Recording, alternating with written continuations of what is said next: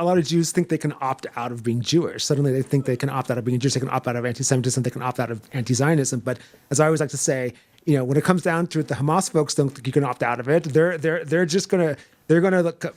Put your headphones on and talk closer to the mic. And let's introduce you. But I don't want to finish your thought. No, I mean, I wrote a piece for the Jerusalem Post about this. I compared it because I'm also half African American, so I compared it to like house slaves and field slaves in antebellum South. Like during the pre-Civil War era, during the era of slavery, there was this idea that which had some credence, but that house slaves, because they toiled in the home, they often were lighter skinned because of miscegenation and rape, that they had an easier time than field slaves who were out in the fields, toiling and picking crops. And I wrote this piece for the Jerusalem Post. It was in response to one of these insane, pro-Hamas Jews who spoke at the Venice Film Festival and used her.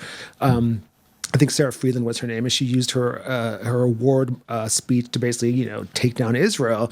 And I was like, these are like, the house slaves of the Jewish community. But at the end of the day, during slavery, whether you were a house slave or a field slave, you were still a slave. And these Jews don't seem to understand whether they're a house Jew or a field Jew or court Jew or whatever. Like they're still Jews, and when Hamas comes and, is about to kill you, they're going to say, we thank you for your service, but they're still going to kill you. If during the Holocaust, there weren't gas chamber exceptions for like the Jews that the Nazis liked. They allegedly gas chamber. Yeah, exactly. There was no you couldn't buy your way out of extermination because you were like, the right kind of Jew. Like the folks who don't like us don't see any difference between any of us. We are all the same to them. Yeah.